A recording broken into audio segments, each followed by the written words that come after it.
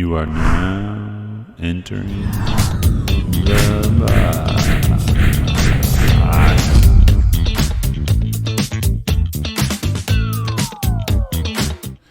All right, welcome back Inside the Box. Today we have Ryan McCrady, President and CEO of Springfield Sangamon Growth Alliance. Thanks for joining us today. Thanks for having me in. I appreciate it. Yeah, excited to talk to you. One, I would love to hear more about the Springfield Sangamon Growth Alliance, but also the exciting project you have going on with the Scheels Sports Park.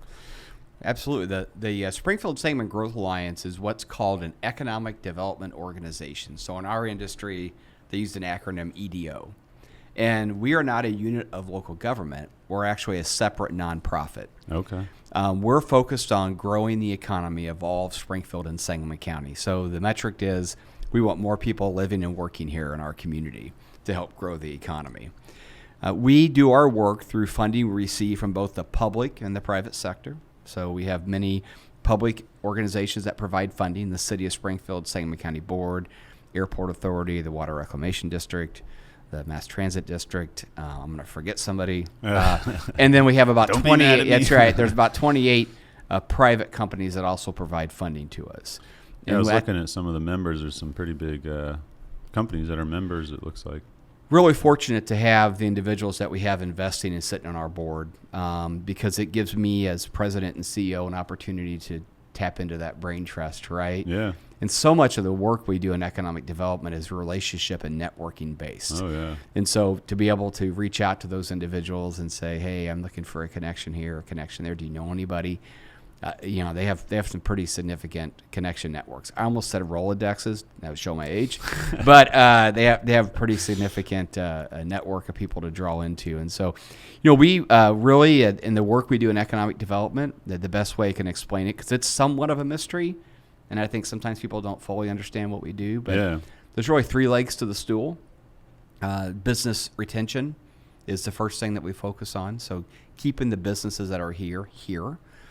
Checking in with them, finding out what's going well, what they might need help with, getting their feedback on maybe different types of policy decisions that could happen that could benefit their business, things like that. And then the second part of after retention is business expansion. So how do we meet with the business? How do we get them to go from 5 to 10 employees or from 1 to 5 employees or 15 to 20? That's really the best way to grow your local economy because it gets the biggest economic impact.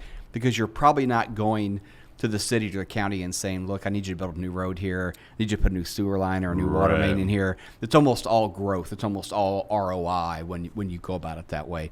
It's probably the same thing in your business, too. It's easier to grow a customer than it is to get a new one. Yeah. It's the same thing in the work that we do. Okay. And then the third part of it, business attraction. And I think a lot of people think that's what we spend our time doing, flying all around the country, going, sitting courtside at NBA basketball games with developers.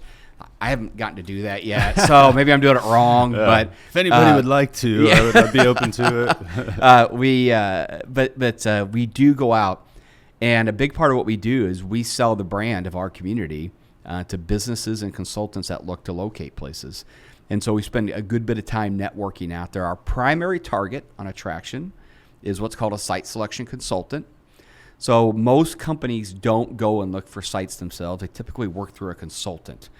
For a couple reasons. It gives them that buffer between predators like me who, want to connect and want to sell right there. Yeah. And then it also allows them to access a knowledgeable individual as a consultant that can help on site location and help with things like how do we find where utilities are, what kind of incentives are located, and those types of things. Interesting. So when we develop a deep relationship with a site selection consultant, we really have access to their whole portfolio of clients, which is probably dozens for each one of them.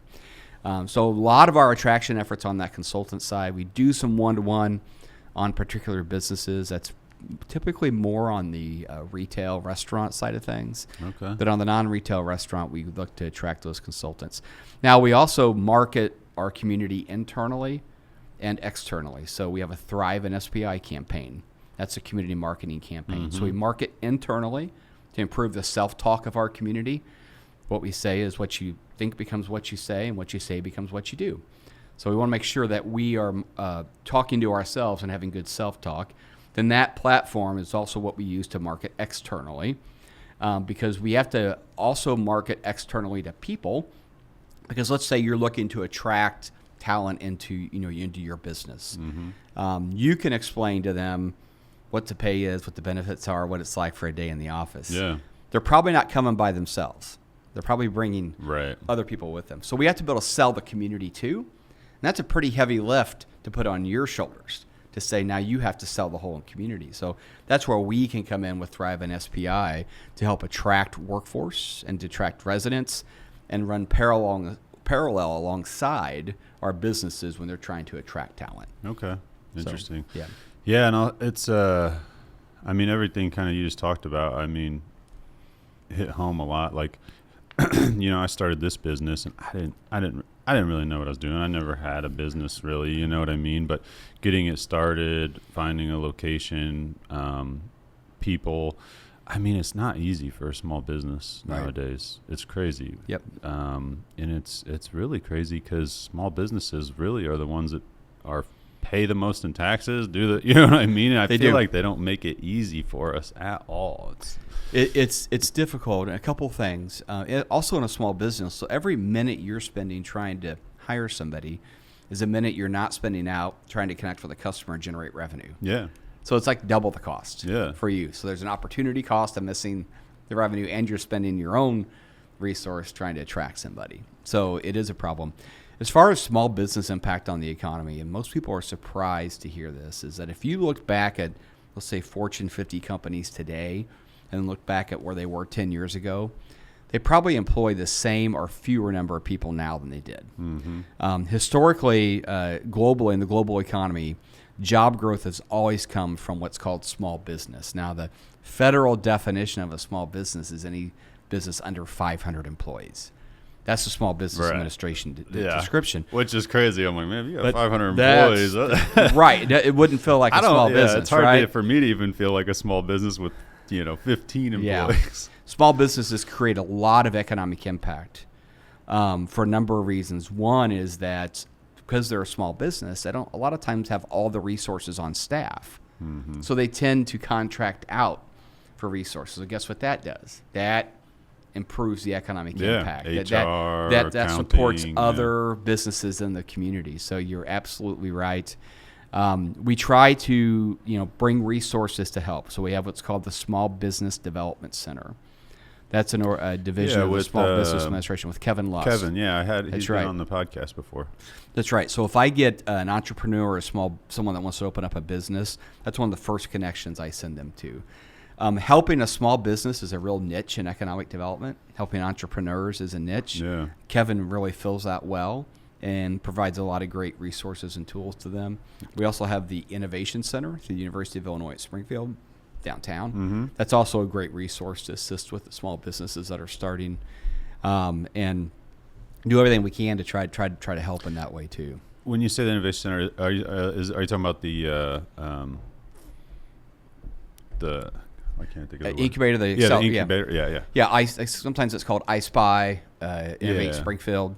Yeah, that's a cool space. It's a really neat space, and that actually opened up kind of when I was starting Ootbox, and I had considered at one point getting an office there. I ended up just working out of my house for the most part, but it was a cool space. I've been in there a few different times. It's been good. The Growth Alliance financially supports them, but we also support them on operating and collaborations that happen there and tapping into the university network. And Rob Kerr, that runs that now, is really brought a lot of neat resources to bear there too. So we have those support services. But yes, a small business is, well, you're feeling it every single minute of the day, right? It's a heavy lift. And I'm curious your thoughts on this. If it feels like it's pretty well known how important small businesses are, but it feels like even still that we don't get like the help from, like health insurance. Right. You know what I mean? Like, it's crazy. I'm trying to offer it to my team right now, and it's like the prices, it's like, it just feels like they don't want you to succeed. It's so nuts between just all the different things. It's so hard. It's really tough. The Growth Alliance was myself and 3 other employees. Yeah. And so when we go to buy health insurance, it's, there's not a lot of options. Yeah. Not a lot of and companies will want to take on a group that small. I'm sure you're dealing with that too, Yeah. and what you're dealing with also. Yeah, like we like I pay right now. We do have like something that we offer here, but it's just so expensive that it's not really worth it for anybody to do it. So, I mean, I do it with my family, but it's like over $1,800 a month for me and my family, and I'm like, you know how much money I could put back into the economy if I wasn't spending that much? Like, it's really something that has to be addressed. It's how we figure out how to make health insurance. Boy, this isn't a whole nother topic. Yeah, and but obviously, I mean, you're not the health insurance guy. I have some personal feelings about this. Is I feel like there's been a confusion between healthcare and health insurance. Right. Like they've been blended together. Yeah. Really, what we need you to have is access to healthcare. In my opinion, that's a human right. Right. You and your family should be able to get access to healthcare. Right. Health insurance is a way to access healthcare. So how do we come up with a way for small businesses and entrepreneurs to access healthcare in an affordable way? Yeah. So I just want my team to be healthy, feel comfortable. You know what I mean?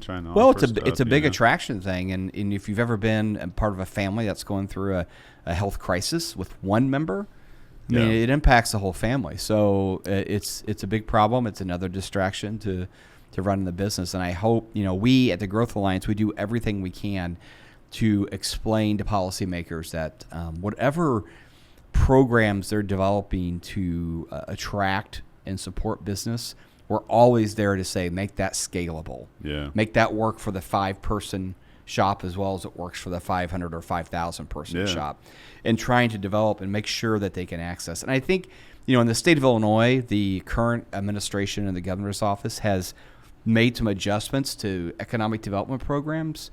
And we finally, as economic developers, we finally felt like someone listened to us. Good. That they're starting to understand the real benefit of programs that retain and expand as much as attract, right? Mm-hmm. It's kind of like when you're a customer at something and you see this great special for new customers, and you're like, hey, right, what about the special for the the customer's been around for 10 years, that man? All the time, yeah. I know. Well, let's sign up with a different email address. Right. So how do we, and that's not easy. It's not an easy answer. I'm not saying it is, but I feel as economic developers, we see the benefit of small businesses. Yeah. And honestly, when I talk about business retention expansion efforts, and our gang, we have over 100 of these meetings every year around town. I think it's easy to assume that we're meeting with all the big businesses in town. It's just the opposite. Because there's a large business in Springfield isn't sitting around saying, man, if we could get McCrady out here, we could solve this one really tough problem that we have. Yeah. They have probably a pretty good group of smart people on staff. It's the smaller to mid-sized companies that are really busy doing their business every day, and they got this thing that they're trying to get to, right? And that's a spot that the Growth Alliance can fill. So most of our work is on the small to mid-sized businesses because we're a kind of a gap-filling resource there, and a connecting resource that helps them do their job. That's good to hear. Yeah, I know we've hired a couple different people over the years that have like moved to Springfield. Mm-hmm. You know what I mean? And I'm like, man, I feel like there should be some incentive for bringing these people, getting them to come here. Well, I mean, we do. I don't have an incentive. We do try to provide programs. We have our Thrive Ally program. I saw that. Yeah. Which has been good for individuals because seems like a good program. It's hard, right? When you move to a community and you probably bring other people with you, a family with you, and you work every day. I mean, we all probably like people we work with, but we don't want to share everything with them, right? Yeah. And so, how do I get my family integrated? Like maybe my faith is important to me. How do I connect to the right faith community? How do I find a dentist? How do I find a doctor? I want to play pickleball. I want to get into the running club. But I don't want all my coworkers to be burdened with all that. Right. So the Thrive Ally program gives individuals an opportunity to say, hey, I'm here, and these are some things I know about in the community if you want to connect there. So how's that work? Say we have, like right now we have somebody moving here from Indiana. Sure. When you talk about these programs, is it like, I would, for example, be like, hey, why don't you check out the Springfield Sangamon Growth Alliance and send them to the Ally page? That's right. Okay. And they would scroll through that page, and they would see the people that are when you sign up to be an ally, you offer that your expertise in some different areas, Yeah, or I I saw can that help each connect kind there. of have a couple of different categories. And then the ally decides how they're comfortable with being contacted, whether it's email or social media, or some people put their phone number out there. And they get contacts. Hey, I see you're involved in the arts community. My family and I, we like to perform in community theater. Can you connect us with something there? What that's going to do for you as an employer also, it's going to help that person, make them what I call more sticky. When they get that call to go work some other town, they're going to think, okay, that's a new job, but man, I have to reset my whole network. Right. I'm in this really cool group. I do this. I got these folks I meet every Wednesday night or Thursday night, and we do this fun thing.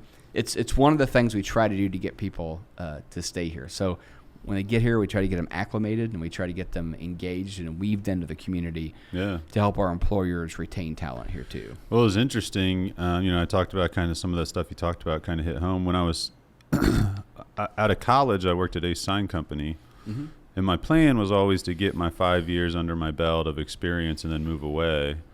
And there was various things that happened near the end of that plan that made me change my mind. A couple of those things was I met my wife, girlfriend at the time, now wife. My dad got sick. But also, as that was happening and I kind of started this business a little bit, I wasn't sure how far I was going to take it. I started getting involved with Visit Springfield and just some different things, talking to new business owners, and really realized and that was, let's see, that would have been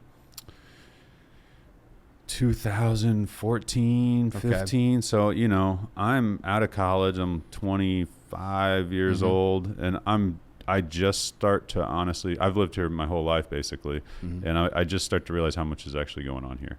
Right. You know what I mean? I didn't even know the stuff that was happening and how many different things were going on, all the stuff downtown. And I'm like, man, I didn't know about any of this stuff. And that's why it was so important we started Thrive in SPI in 2020, is for that point exactly. We've not been marketing internally. We've not been telling people about things that are going on. And in the work that you do every day, that when you go out there as this positive force, you put yourself out there, right? You become a little bit vulnerable. And if you look at our social media sites, and when we run a digital ad about being the 5th most affordable city in the U.S., the comments, people are taking shots. I don't believe that. Did you make up this number?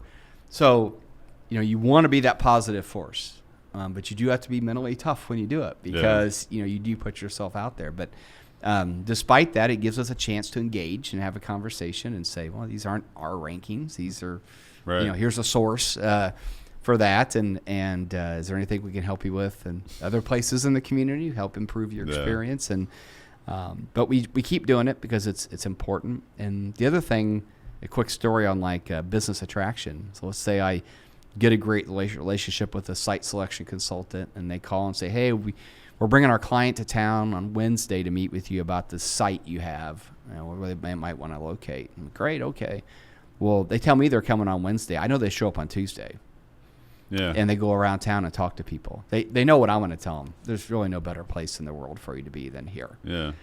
But they feel like they want to get their own opinion. So they come to town and they go out to eat, go to the stores, talk to the staff. So they're trying to measure the mood of the community before I get engaged. Yeah. And so that internal self-talk and marketing becomes really important from that perspective too. For sure. Are you familiar with CILCSA? I don't. Central Illinois Customer Service Association? Yes, I am. Okay. Yep. I sit on the board of that group, and that's what we do. It's all about customer service, providing that experience to help uplift the community overall, because when people come to town, or whatever it may be, the better customer service everybody's receiving, the more positive reaction they're going to have and want to be here. Yep. Whether you're living here or moved here or visiting. And I've sat on various boards over the years, and I love that group. They're a great group. I love what we're doing. It's fun. You know what I mean? The events we host are awesome. I love the speakers we get and stuff like that. Yep. But it's kind of along the same lines a little bit. It absolutely is. And that's a really important group, the work that's going on. And I always try to remind myself that, yes, I'm involved in customer service on what I do, quote unquote, 9 to 5. on the flip side of that, when I'm a customer, I'm also involved in customer service. Mm-hmm. So I try to remember that, people say sometimes you hear a lot, there's no good customer service anymore. Well, I also think some of what you get's a little bit of a reflection of how you walk into the place too. Right. And so even as a customer, maybe I'm not satisfied with something that happened. I try to remember that I can also be respectful. Or if you're in a bad mood going in there. Yeah, that happens, right? You know what I mean? The kids wouldn't get ready for school, and the dog wouldn't go to the bathroom when I put it out this morning. I'm 10 minutes late. Yeah. That might not be their fault. Just sends you off the deep end. So I also try to remember I need to be a good customer too. Yeah.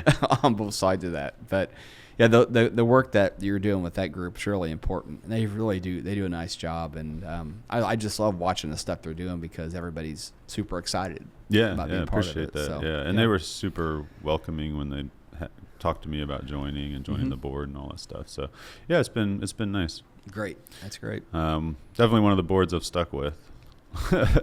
That's important. I appreciate you spending time on that, doing those kind of things. It's really beneficial, and I think it enriches your experience in any community, but it's also personally enriching too because you're going to be around some people that maybe you wouldn't normally have been around. And helps you learn and expand your network. And and I mean as a small business owner, I've learned very quickly. You know, you were talking about earlier about just having all those businesses that are members and being able to reach out. Do you know this person? Do you know that? Like, sure. I've learned how important that is and can be, to your business. Absolutely. As much as I wish it wasn't, just because it's like, oh, geez, I got to figure that. Yeah, no, but I do enjoy meeting people, and that's one of the reasons I do this podcast. Mm-hmm. Like, I don't think we've ever met before, but Ryan suggested having you on. I was like, oh yeah, that's a good idea. Let's meet and chat because I just love learning about people's businesses, what they do, and you know what I mean. So anytime when there's an opportunity to sit down for an hour and have an uninterrupted conversation, We're happy to do that. And I think podcasts have been a really effective tool in doing that. And I've done a number of them now, and the traffic, the viewership that they have is viewership. The listening or the impact or the connections that they have are impressive. So I appreciate you doing it. Yeah, I appreciate you saying that. I've always just kind of done it for fun, and we don't get like huge numbers, but it's funny because like over the last couple of years, like something like Spotify at the end of the year, they send you like, here's all your listener data, and they kind of present it to you fun. But then in it, like it was like, you're the top podcast for 5 people, and I'm like, okay, it's only 5 people, but the top podcasts, like really, like that, you know what I mean? It's just encouraging. Like, wow, 5 people listen to us more than any other podcast. That's pretty bizarre. But that's interesting because don't you think? At least I think a lot of times is I want to be good before I'm big. Yeah. And okay, so there's 5, but do you? And I'm sure you deal with this in the work that you do every day. Is you got to be careful. You can get too wide and shallow. Right. Do we want to go deep here, or do we want to go wider? Well, and just growing my Oop box. We just hired our first salesperson, and part of that was probably a fault of mine that I was a little bit scared of growing too fast and then providing bad customer service. Right. And obviously there's extra stress and everything that comes along with that. But we've kind of put the fuel to the fire, this last year or two, and have really kind of started pushing for growth and feel like we're more ready for it. So, well, business growth has to be a tricky thing to navigate because if you don't do it correctly, you can increase your revenues but not increase your profitability. Yeah, for sure. So it's especially when you're trying to like, all right, when do I hire? You know what I mean? So we're playing that game right now because we're closing sales, but it's like, I want to hire ahead because I don't ever want to provide that bad level of customer service or stress everybody out here. Sure. So trying to navigate that and make those decisions, from budget standpoint and all that has been definitely something to deal with. and it's always hard to understand too that there's not like a linear relationship. It's not a perfect straight line between, the things that happen in business. It's more of a quadratic, and you're always trying to live on this, the apex of the curve a little bit, where you minimize your expenses, maximize your revenue and profitability, which is it's tough. It's tough to figure out where that can be. And one of the things I talk about, so I spent about 20 years in government work. So Okay. I was county administrator here in On Springfield. both sides of it. Yeah. So I was chief appointed official of county government and left Springfield in 2008 to go be city manager in Decatur. Okay. Ran the city there until 2015, and then I went into economic development at the Economic Development Corporation there. So Nice. so I've been kind of, I started my career in banking back before I fell into government work. So Yeah. been on the private and the public side of it, and particularly on the public sector side of it, it's all about how do we cut the budget, Right. how do we cut expenses, how do we become more efficient, and I'm a fiscally conservative kind of person. People wouldn't be surprised to hear me say that. But at the same time, what I try to explain is it's okay to be efficient, but we still have to be effective. Yeah. And so how do we not get so efficient we're no longer effective? Yes, Right. This would be cheaper if we cut all this stuff. But I think we also need to be measuring the opportunity cost of not doing some things if for we had the sure. resources, right? Yeah, I'm constantly And- looking at that with like software. Like, all right, does this make us more efficient? Obviously, we're spending more up front, but what's the long term here? Are we offering a better service? Like, yeah, Right. And trying to be effective, trying to understand the opportunity cost that exists with those things. It's tricky. It really, really is tough. And it's tough to do in any sector. It's tough to do in business. It's tough to do in the public sector too. And I think a lot of times, if the general public would try to think about that from like the government perspective, that they might get a better government out of it. They might get a government that understands that investing in certain things makes them more effective. And Yeah. so what are they more effective at? Hopefully providing those critical services to you as a taxpayer yeah, that you need. So yes, we can go in and cut the staff 25%, but how effective are we going to be? How long is it going to take to get your road plowed when it snows? right. What happens when the water main breaks outside your house? When you call for emergency services, how long does it take them to get there? Yeah. So do you want the most efficient or the most effective? I think we probably want a balance of that, right? Yeah, And tough balance to figure out. It's really, really tough, and there's a lot of strong opinions about what things we should and shouldn't be doing Well, too it's to get the tough, balance in know. there. So, but it's trying to find that balance between efficiency and effectiveness is always a struggle. Yeah, and like when I've looked at politicians and stuff, sometimes the ones that are more business savvy are the ones that I'm attracted to, because sometimes I feel like the government needs to be ran more like a business, and I hate to say that, but it's in the end it kind of is, Right. and if we're operating at a loss all the time, well, that ain't a very good business. And I mean, obviously they don't need to be profitable, but Sure. I don't know, but that's a whole nother story, I guess. It is, and I don't disagree with you. I feel like a lot of citizens want that. Yeah. But if we want that, and I'm partial because I've been on both sides of it, right? Yeah. If we want that, then as citizens, we have to be open to government doing some things in a different way. So let me give you somewhat of a hypothetical, but also a little bit of a real situation. So let's say we have to build a government building for something, right? For some kind of resource to be in. It's not unusual that happens. In a typical scenario, a government will design a building, do all the specifications, and bid it out, right? Mm-hmm. And what most taxpayers want is they want that to go to the lowest bid. Right. Okay?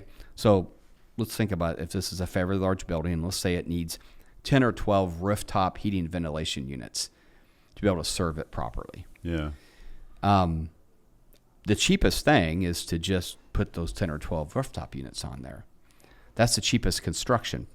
Right. The cheapest 40-year cost is to install some type of air handler, chiller, boiler system. But if a contractor bids that, They're more expensive. they're more expensive up front. Yep. And if we look at the way a business would look at this is the 40-year total cost of running this building. What's the total cost over 40 years? Mm-hmm. And if you look at that, about 60% of that 40-year cost is operations and maintenance, Mm-hmm. not construction. Yeah. But the way a lot of citizens want to see government operate is they want to see it built at the lowest upfront cost. Yeah. But what they're not realizing is it's going to actually get more of a tax burden for them over the next 40 years. I've been in those situations before, so yeah, I can totally understand that. It's a tough balance. It's tough to explain. And unfortunately, probably most of those citizens are ones that don't understand, that business side of it, Right. So that's right. So and good points. It's all though, about to think communications about, and everything else. People, hopefully, no one's falling asleep through that stuff. No, But I think those are good points. You know what I mean? That's all stuff you got to consider. I mean, it's just like buying a house. Does it have a new roof on it or not? Right. You're gonna have to replace the roof in 5 years or what? Yeah. Exactly. So. And you have to try to think about that overall cost over the life cycle, whatever it is. So, yeah, it's a tough one. Yeah, that is a. So I guess this kind of can segue a little bit into the Scheels Sports Park. Yeah, it does. Because that's kind of a mixture of both, right? It is, yeah. Can you explain your guys' involvement with that? Sure. So the Scheels Sports Complex is it's good for that to be in the title of it because was a complex project. I don't know if that was done on purpose or not, but the Growth Alliance, this is a good example of what the Growth Alliance can do to assist with development. So obviously the city of Springfield plays a critical role in this. Also, the other local governmental bodies do too because of what's involved with property tax base and everything else. And at the same time, you have private developers that want to develop the sports complex. Yeah. Private developers have needs. The government has needs. The Growth Alliance sits in between the middle of those two parties. And then we help them, both parties get answers to questions that they might have about the other party. We can provide input to policymakers on what the economic impact is of making certain decisions or making, offering different types of incentives to it. What made this project difficult was that the way it's built is very unique. Okay, so most sports complexes that you'll see are built and owned by a unit of local government. So maybe a city or a park district says, we're going to build this sports complex because we know it's going to bring all these people to come in and stay and shop and spend money. And then we're going to make the sales tax revenue off of that. And what we hope is that sales tax revenue is enough to cover the cost of paying the debt back on building the sports complex and paying the fee to operate and maintain it. Yeah. That's the general model that exists. And in my time as a city manager, I was proposed that model a number of times. So really, from developers. cities usually are the ones that do that? They are. These are usually like publicly owned, and then are publicly financed and built, and then they usually hire an operator. Gotcha. That is skilled in the industry because that, with travel sports, that's what you want. You want to tap into the bigger network there. So they'll typically hire an operator to do that. As a city manager, I had developers propose that to me in the past, and I just every time I said, well, I we have a lot of other priorities out there. I have to take care of public safety, public infrastructure, other things. And my response always was, I don't want the city to do that. But if you want to build it and operate it, and we can share some of the additional tax revenue that comes in back to you, that's great. The other thing I didn't want was all the taxpayers of the community to be on the hook to pay this thing back if it wasn't successful. Yeah. I didn't feel like that was a good scenario. So in Springfield, the way the Scheels Sports Complex is put together is it's privately constructed, it's privately owned and operated, and the city of Springfield shares back a portion of the additional tax revenues that are generated from operating the sports complex back to the developer. Okay. So the developer bears the risk. The developer makes the investment first. The developer only gets incentives back if they're successful running it. I liked that model to provide protection to the citizens. So I'm not super keen on this. There's no money going to them prior to it go. Okay. So what happens is the way the money comes back is the developer spends the money on the sports complex, and then they have to present those expenditures back to the city, and then there's a funding draw. Gotcha. In that way. That was important to me as a taxpayer of this community too. Yeah. Now, since that setup was unique, it took a little longer to get it financed too, right? Because it's not your typical model like that. The reason it was attractive to do it that way, there's a few of them. Location, right? It's located right next to the Scheels Sporting Goods store. Mm-hmm. Getting Scheels to commit and extend their commitment to the community to be here another 10 to 15 years was part of getting the sports complex, and they bought the naming rights. So obviously they were in favor of that. Yeah. The developer of the sports complex also owns the land adjacent to it. So sports complexes themselves on an operating basis are not typically profitable. They run a very close profit line on that. Really? Okay. And that's also why typically local governments own them. Gotcha. This model works, though, because they have the opportunity to do the develop adjacent around development, right? The incentives that exist are only related to the sports complex, not to the other developments that happen around it. So, Gotcha. for example... So for them, hopefully, as this is big and, they're not making a ton on it or whatever, around it is where they'll make the money. So the city of Springfield, Sangamon County, the Park District, School District, Airport Authority, Mass Transit District, all the entities that levy property taxes, all agreed to abate their property taxes on the sports complex property. So like this new hotel that's going up, that's not part of that abatement. So they abated the taxes on the actual sports complex because to keep the price of it. And what does abate mean I'm for sorry. people that don't know? Yeah, government speak. So that's all good. Let's say that right now, as a piece of farm ground, the sports complex is paying $1 in property taxes. And then they build the sports complex, and then the value goes up. And let's say now the tax is $3. They would not take the $2. Okay. The sports complex keeps paying the base value. Gotcha. But like, let's say the Sangamon County or the school district says, we're going to abate. That's what abate means. We're not going to take the extra off of that. Is that like a permanent thing? Or it's for 20 years, Okay. up to a set amount, based on the cost and the investment that's made in the sports complex. The reason that's important is, once again, most sports complexes are not owned by private entities. They're owned by local governments. So they don't have a property tax burden.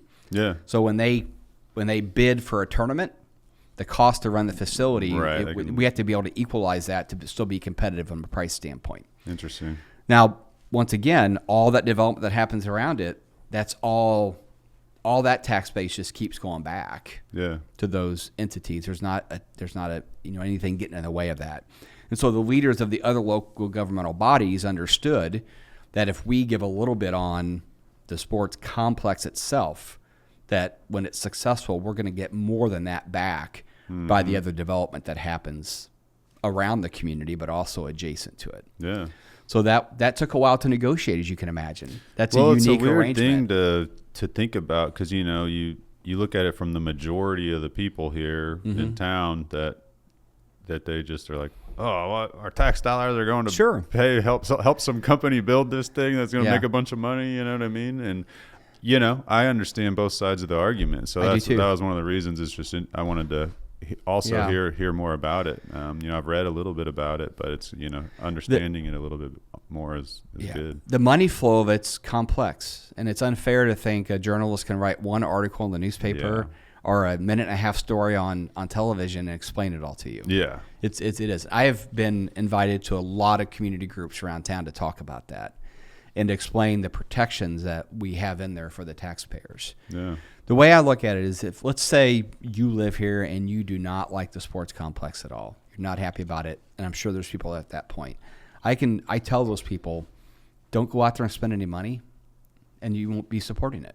So we're not drawing out of all the other tax dollars you're spending. This is designed to where the tax support's based on success, and the risk lies with the developer, not with all the taxpayers. Yeah. And that's a complicated way to put it through, and it's not typical, which also is why it's extended what it took to get it there.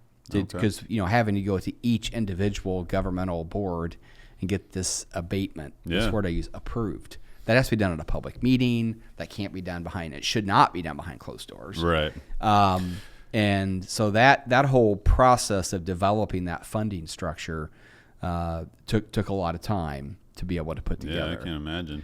But it's coming to fruition. They're rapidly working out there. I was like, we'll see if this thing ever gets started. I get it. Yeah, it's I going. understand going, it. Man. So it's I think folks want to see more up in the air. Well, the unique thing about a sports company, 80% of the cost is spent at or below the surface level. Really?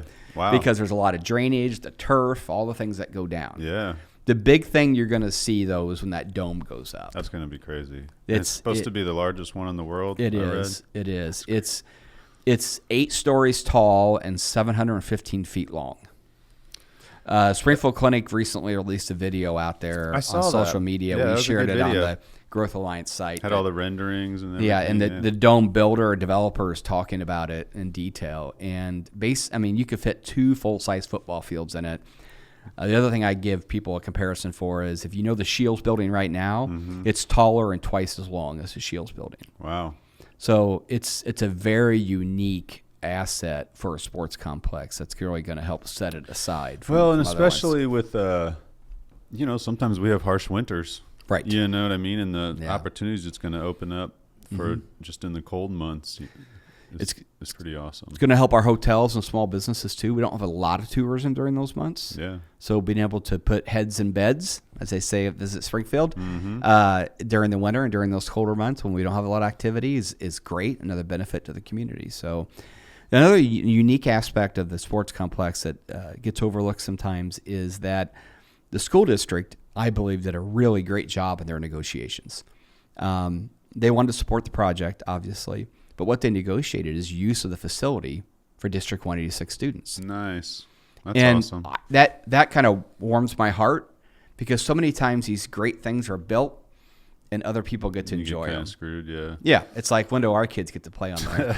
And I think it's going to be cool to see the public school students out there get to access the state-of-the-art facilities. Yeah. It also lowered the expense the school district had to spend to upgrade and build additional facilities, sports facilities themselves. Yeah, especially if they don't have the room or whatever. Right. Yeah. So they negotiated that in with their. I thought that was really brilliant on their behalf with Superintendent Gill and her board to say, hey, we want to see our students out there.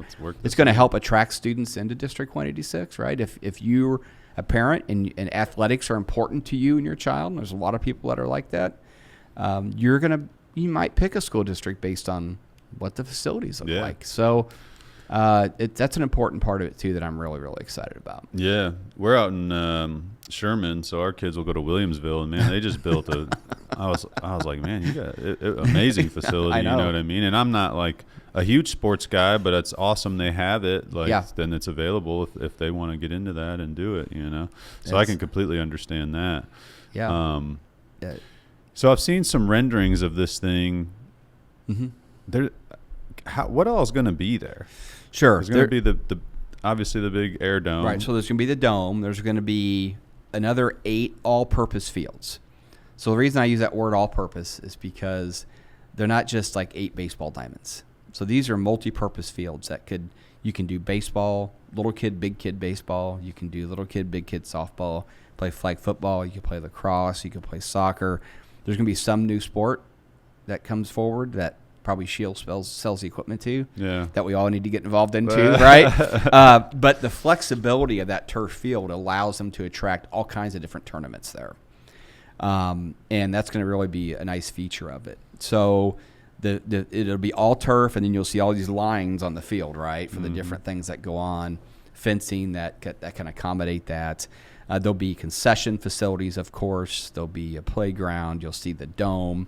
Springfield Clinic is going to have facilities in there also to support like physical therapy and sports medicine, those types of things. You'll see those actually on the sports complex spot. Gotcha. And then the other development you see will be adjacent to that. The new Marriott Fairfield Inn is under construction right now.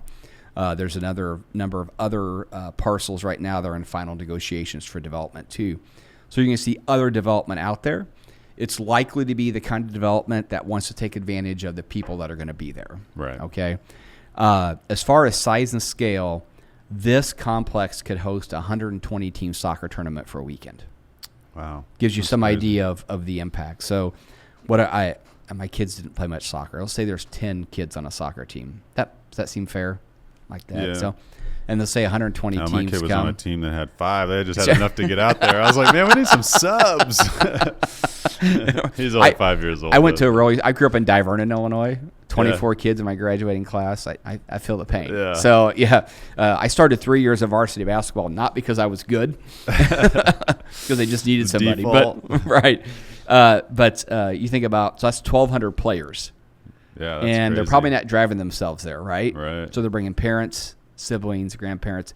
So you start talking about thousands of people coming in town for one tournament. Yeah. And let's say we do that 2 dozen times, 3 dozen, 4 dozen times a year. Mm-hmm. Think about the scale of that, Yeah. and the amount of money that you're going to see spent. And you're seeing development happen. So up at Stanford and Wabash and MacArthur, Yeah. up in that area, right? There's a restaurant there at that corner that's been redeveloped, added a strip mall in there. Little, like a mini Dave and Buster style thing. Right. Yeah. So that's not by accident. Malibu Jacks out at White Oaks Mall. I mean, they probably saw what was coming. There's a new hotel going on Capital City Shopping Center over on Dirksen Parkway, just north of the shopping center. There's a Home 2 Suites by Hilton. Going in there. I did see that, yeah. I worked on that development. That's not by accident. So you're starting to see some ripple development out and around the community. So it's not all of it's going to happen at Legacy Point. Yeah. You're going to see a lot of other development that happens because of that.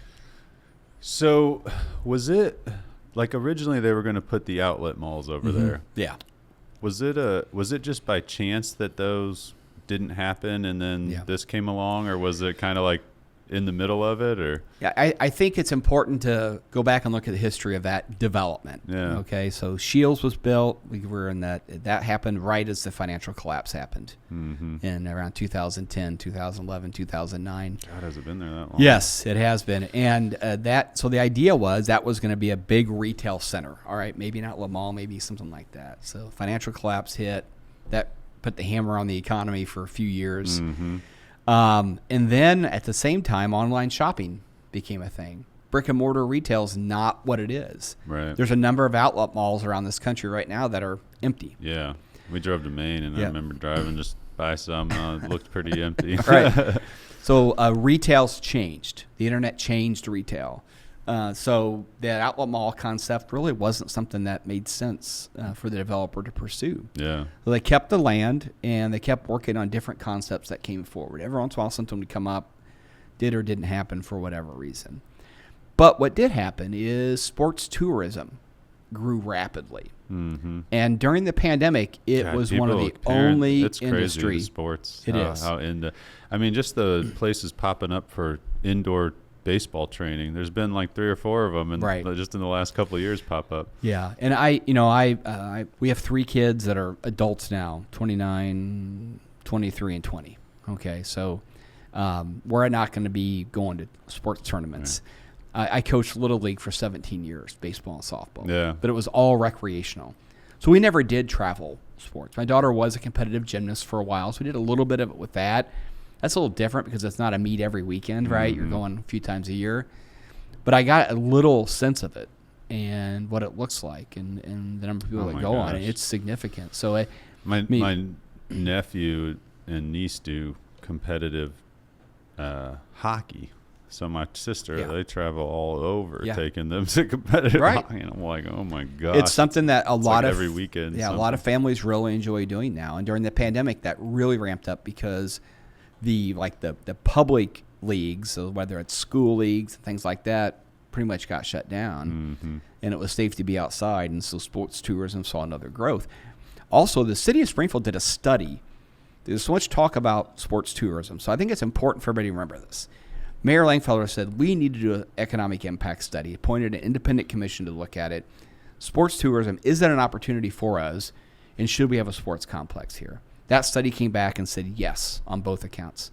Then Mayor Langfelder said, okay, to all you private developers, we have this study that shows it's going to work here. If you want to build a sports complex here, I want you to pay for your own study, site-specific study. And so that was the offer. The development team that's doing the sports complex did that. They paid for their own site-specific study. And that's Legacy. That's right. Okay. That looked at what scale makes sense here, what size makes sense here, and what will be the economic impact. So they paid for the site-specific study. Let's build this biggest air dome in the world, baby. That's right. Let's do it. But so their study came back with the same decision. So this has been studied multiple times by smart people not from here that have said you should do this. And so that study is what also generated us going forward to the city and saying, you asked for this. This is what we want. And so that's the history behind the whole thing. We're probably lucky. When did this whole thing kick off? Like the idea and probably trying to get this rocking and rolling? The idea goes back a long way. I was a banker in Springfield in the mid-'90s, and I was a credit analyst, and I looked at a potential sports complex as a credit analyst. Oh, really? Okay. So it goes back a long time there. Let's see. And I started at the Growth Alliance in May of 2020. My second day on the job, I met with the sports complex developers. Okay. And so their study was almost done at that point. The mayor had already done the first study. So I think you're looking at like 2018. I might be off a year or two. But like in 2018, Mayor Langfelder commissioned the first study. These developers came in behind that. That study got released, I think, in the summer of 2020. And so that's really when it started ramping up. That's when the developers, once that they presented the study to the city council, that's when we started sitting down and negotiating this overall development agreement. That's what brought us to where we are today. Interesting. So it takes, the stuff I work on takes a long time. Yeah, I can understand that. You want things to be good, not always fast. Right. You want them to be as fast as possible, but this is seems like such a big perfect deal. location. I mean, you got the highway, you got Scheels, the land's there. It's close to, basically all of town. Yep. No matter which direction you want to go or jump on the highway and circle around somewhere. Yeah. I'm excited for the businesses in our community that we're going to have this. There's a lot of businesses that really took it on the chin during the pandemic. Yeah. Especially on the restaurant side of things. That's a really tough Even industry. Still, the prices and stuff are crazy. Labor's up, prices are up. People are making different choices. What I hope is that this is going to come along and we're going to be able to keep a lot of those folks in business. Yeah. That's my hope. And we have great local restaurants here. I'm interested to see what starts going in out there. It will be. Yeah, I'm not in a position to announce anything. Yeah. That's not what I do. I do have some knowledge of things that are being looked at there, the concepts, and I think the community is going to be excited about them when they show up. Yeah, obviously for us it's great because, our primary client is a small business and helping market their stuff and get them exposure to get more clients. You know what I mean? Right. So, for us, it's also a good opportunity, even though we're not over there. But if more small businesses are opening, if there's more people in town, it's just a great opportunity to help get exposure for our clients to those people. I hope through this podcast, small businesses will take the opportunity to talk to you about how you can use the tools that you're great at doing to help get more looks on their business when people come to town, right? All that secret sauce. Yeah. We don't want to give it away because you can't get that away for free. Right? But seriously, if you're a small business in town and you want to figure out how you can maximize your benefit of the sports complex, they need to talk to people like you. Yeah. The marketing, the media tools that exist nowadays are bizarre. They're helpful and just a little bit scary. Yeah. Sometimes. I always say, I was like, they're scary until you're using them to your advantage. Then it's pretty nice to have. That's right. And we use them in the work we do too. Yeah. To get our message to the right target. That's the goal, right? Yeah. This is the target. How do we get a deep message and deep attention from them on something? So small businesses in our community need to look to maximize their benefit from the sports complex, and working with folks like you to figure out how to do that. I have no doubt in my mind you've thought about it and you know how to do it. So I hope they'll do that because I want to see our small businesses in town get that big benefit from the sports complex. Yeah. Yeah, I hope it I'm sure it will, but I think if it does everything that's planning on doing, I can't imagine that it's not going to be overall beneficial to the community. Yeah. Isn't there already out there in that area a higher tax rate or something, like an extra 1% right. or so something? I wasn't sure how complex we want to get on this, but there's something that's called a business district.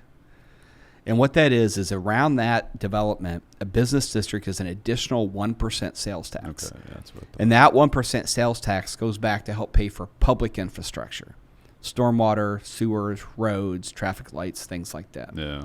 So that does exist out there. We had to reset that business district, and we expanded it up to Wabash and Stanford area. Gotcha. But once again, I want to be clear, none of that business district money pays for one piece of AstroTurf. Right. This is all for the roads and everything else. So let's say you wanted to open a business along MacArthur Boulevard just north of the sports complex. Okay. And to do that, you had to build an interior road, a public road that comes in, because traffic design, you don't want everybody stopping and starting right on Wabash, rear end accidents. Yeah. all that kind of stuff. So for safety reasons, there's some interior, sometimes called frontage roads or things like that, just like you have near Scheels. Yeah. A business, instead of having to pay for that themselves, and instead of the government having to pay for it all, there's a way to draw money out of that business district tax to pay for that. Interesting. And so the individuals that are out there shopping, putting the burden on that infrastructure, are also helping pay for it. Gotcha. And also is if someone has strong opinions about that additional 1% sales tax and they don't like it, they can make a choice to not spend money there, right? Right. So I hope people will support it, but I also like the fact that they have choices, right? They can choose to whether they want to do it or not. So, yeah, that's how that business district works. Okay. Yeah, and you think about it when you're driving out to Scheels, there is so much land right there. There is. Like, who knows how far it could go, you know? And the city, so under Mayor Davlin, was when Scheels was created. And I think the city deserves credit. I know Alderman Donnellan was the mayor's chief of staff at that time. That's when I was county administrator. So Alderman Donnellan and I worked together on a lot of things. Okay. And the vision they had. So think about doing that complex and building just a 2-lane road down there. Right. So the vision they had ridiculous. to build roads to accept development. Yeah. I mean, and think about me bringing a developer to town and driving up MacArthur and go, oh, yeah, there's land. And by the way, there's already a 4-lane separated with traffic lights and I was going to say, there's a bike path. There's already spots right. for traffic lights and everything, yeah. Right. And that is pretty cool that the bike path all wraps right around there, too. It does. You It know? goes around there, and that's going to be nice. And it's going to be a great thing. And, yes, there'll be a lot of people from out of town there, but it's kind of like state fairgrounds. That's still ours to enjoy every day, right, when we live here. So it's going to be a benefit to people every day, too. Yeah. Well, that's awesome. Anything else we missed regarding that? I'm trying to think if I had any other questions or anything. So one other thing I would say, if we have enough time, is the county. I also want to give credit to the Sangamon County Board. There's a major transportation project getting ready to happen that's also going to benefit MacArthur Boulevard. So if you're familiar with Woodside Road and Iron Bridge Road, Yep. And the traffic, the train tracks that go there, the county is going to be starting construction in the spring. Oh, they're starting. We were just talking about on this. a new intersection there. So if you're coming north up Iron Bridge Road, the designed road is going to go over the tracks and land at Woodside Road west of where the rail crossing is right now. Yeah. And if you're going east on Woodside Road, you're going to go under the tracks.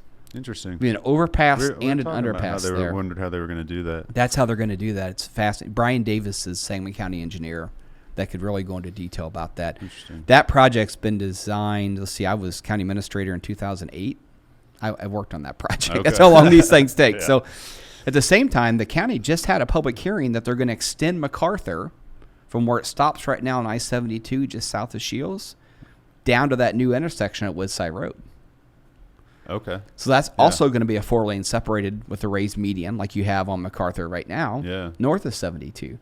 So think about that opportunity. Convenience. With what that's going to do, it's going to take traffic pressure off veterans. If you've been on Veterans Parkway at 5 o'clock, you know what I'm talking about. Oh, it's crazy. It's going to take pressure off veterans. It can take pressure off of Old Chatham Road. And it's going to open up all that land there south of I-72 for potential development too. Mm-hmm. And so it's great to see these local governmental bodies having vision and thinking about what this means, right? Yeah. So expanding, doing that intersection at Woodside and Iron Bridge, and then extending MacArthur down there right now when it's just a farm field, says to the community, we expect growth. Yeah. And I truly believe that if you expect growth, you get it. And if you expect contraction, you get it. Mm-hmm. And so it's exciting to see those governmental bodies working together and aligning on those efforts. Did you get any pushback from some of the existing sporting places? You know, I think of like, the SASA fields out there and like, there's just different spots that kind of Spartan Sports Park, you know what I mean? Where There were questions. I will say SASA is a group that the sports complex developers met with early on, and they're actually going to be moving out to the sports complex. Gotcha. Okay. So they're part of the sports complex, which is going to help grow their program. Yeah. Also, a lot of conversations with the YMCA about their soccer program and how can they have some alignment there. There is a Spartan Park down in Chatham. They expressed some concern about the sports park being developed. They're in the village of Chatham. Sports Park's in the village of Springfield. Right. But what I know from my little bit of experience with sports tourism is when a big tournament comes to town, all the activities don't happen at one place. Yeah. And so you start seeing things happen at like a Spartan Sport Complex or other places too. So there'll be a benefit to everybody else. Yeah. But there is competition, right? There's a private industry side of this thing, and there's competition, and I do understand and appreciate their concerns. But yes, there were some. Okay. Yep. Man, I think that we pretty much hit on everything. I wanted to just covered a lot of ground. We talked about government philosophy, a sports complex, how we do economic development, how hard it is to own a small business. How do you feel about, I guess last question, how do you, like, I feel like in the United States, stuff takes so long to get done. And it's just, there's just so many like regulations and permits. Yeah. And it's like, I mean, would you agree with that? It seems like it takes like ridiculously long. Like, you know, they did this high speed train or whatever. And I'm like, this thing took forever. I remember talking about this like 10, 15 years ago. I worked on that when I was at the county too. Yeah, it's so like, I think life in general is a lesson in persistence. Yeah. I mean, it's just a marathon, not a sprint. I work really hard on the part that I can influence. Yeah. And there's a lot of it I can't. But on the part that I can influence, I try to look wherever I can and try to do things concurrently, not consecutively, right? Mm-hmm. How do we run things parallel to each other? How do we kind of take some of the air out of the process and shorten it? And there's a really good book out there called The Goal. You ever heard about The Goal? Mm-mm. It came out like back in the 80s.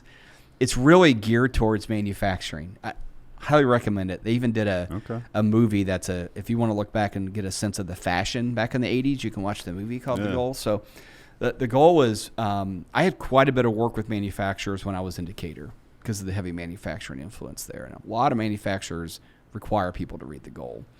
And it's about the theory of constraints, basically what it's about. And this is an operating systems kind of study. So I have an MBA, and part of that is going through these operations courses. The theory of constraints is that you always look for where the bottleneck is, because no system will ever move any faster than the most constrained and the longest step. Yeah. Right? And what you do is you try to devote all the resources to the bottleneck, and you solve that as a bottleneck. The problem is once you do that, something else becomes the bottleneck, right? Because something else is shorter. So if you really want to improve the efficiency of a system, you always have to be going back and looking for that bottleneck. And this book, The Goal, really, it's a fictional story that teaches the theory of constraints. So the book itself is fiction. Yeah. But a college professor wrote it because the theory of constraints was kind of boring for people, I think. So they wrote a piece of fiction about it. So what we do in economic development is we try to do that too. So we're constantly going back and looking at how can we speed up the development process here. So one of the things we have a big focus on this year is on what's called site readiness. So in a general sense, we get things called requests for information from site selection consultants. We have a client looking for a site. It's got to be 40 acres, this much power, this much water. They have all kinds of requirements. Yeah. X number of miles from the interstate interchange, whatever. So we take that and then we send it out to people in the community that have sites in our own database, look for sites that meet that, and send them back. We might get 72 hours to reply for that. Really? Wow. So if we don't have deep connections with the site owner and all of our own information, we miss out on opportunities. The other thing that happens is let's say someone picks that site and they say, what kind of environmental issues are there? Oh, darn, I got to go back now and do an environmental study. Well, that's going to take 30 days. Yeah. So what we're doing is through our experience is we're doing as much of that ahead of time as we can. And so we're getting sites, we're going deep on them, we're doing site surveys, we're doing the environmental background on it so we can give it to a developer and say, hey, look, we tried to think about what your questions are, and we tried to answer them. Yeah. At the same time, we sit on what's called the Development Policy Council. This is a group that the Chamber and the Growth Alliance operate together. And on a monthly basis, we have groups of private developers and professional engineering firms, the Growth Alliance, Chamber of Commerce, and then all the local governmental people. And we're constantly looking at the development process and looking to where we can make it more effective and efficient. Okay. So there is a deliberate effort right now, and there have been changes made since that group's been operating, changes to the road ordinance requirements for development, changes to how plans are reviewed and building permits are issued, changes to drive-through requirements for different types of businesses because the way people shop now, much different, right? Yeah. Like, for example, the drive-through want that convenience. The drive-through requirement for a bank was excessive, and how often do you go to the bank? I mean, I love my local bank, but definitely don't go in very often. Right. But yeah. Right. But the requirement for what Hardly they had ever. to have for a Deposit drive-through. and checks with your phone. That's right. Yeah. The requirement for the drive-through was set back on how people banked in the 80s. Right. So, okay, so going through that, kind of like that theory of constraints and constantly going back and looking at where we can take some of the air out of the process is the best thing we can do. Things always take too long. I can't influence all of it, but I try to where I can. The problem is like everything just moves so fast nowadays. You know what I mean? Mm-hmm. Like where technology, for example, the train thing, like, is that thing even relevant anymore? I don't know, yeah. but it's like, It's just, technology moves so fast that it's like, we almost have to like figure out a way to, but you also, obviously I understand you have to be careful, make sure things are right, do all those, it's all that stuff. But, it's man, really tough balance. hard. Like when you think about the development process, I mean, I want it to go as fast as possible. At the same time, if a development's going to change how a piece of land is used, I think we need to give the neighbors time to know about it. Oh yeah. So it's like it needs to be, it needs to be fast, but we need to make sure people are protected. And you're right. But I think what's important is to constantly look at the process with the spirit of making it better. That sometimes that means faster, but at the end of the day, we need to look at it. We want it to be better. Right. And so there are groups. We are working on that. I can't say a year from now I'll see you and you say, Ryan, man, everything's way better. Everything's a lot faster now. I can't say that's going to happen. Just got to move towards it, right? That's right. There's people though that share your interest in that. Yeah, I'm sure there is. It's just it's crazy how fast some countries will do something. It's like, boom, this thing's up, and I understand, it's just different. But the Constitution, sometimes it helps us, sometimes it slows us down. I don't know that. But the good thing is it's for everybody. Yeah. So, well, man, it was awesome talking to you today. Yeah, Learned thanks. a lot. Hopefully, all the viewers, got some more insight to all that stuff. I think it's super interesting to understand and have clear knowledge on. Yep. So definitely appreciate you coming on. And what's your guys' website? People go check out? Yeah, they can check us out at thriveandspi.org. We hope that you'll also follow our social media links. You can learn about the staff and our board there. Also, you can see our phone number and our email addresses. And, if you're a community group, if you're a local business, if you just want to chat about what we have going on, we're in the business of doing that. So don't feel like you're going to bother us. Cool. Reach out to us. We'll be responsive. If you're a business that wants some of the resources to recruit people, I mean, just call and ask the question, and we'll do the best we can to get you an answer. If it's not with us, we'll reach into our quiver full of arrows and hopefully pull off the right one for you. Yeah. Awesome, Ryan. Well, appreciate you coming on today. Thanks, you. everybody.